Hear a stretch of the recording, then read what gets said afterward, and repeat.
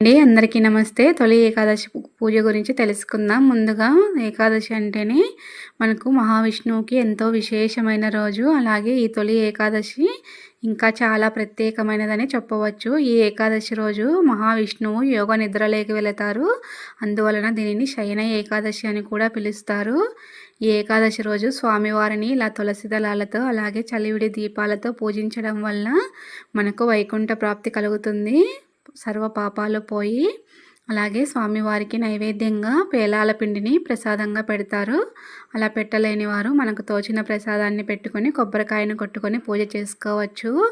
ఇలా స్వామివారిని పూజించుకోవడం వల్ల చాలా మంచిది. అలాగే ఈరోజు ఉపవాసం జాగరణ కూడా చాలా విశేషమైనది.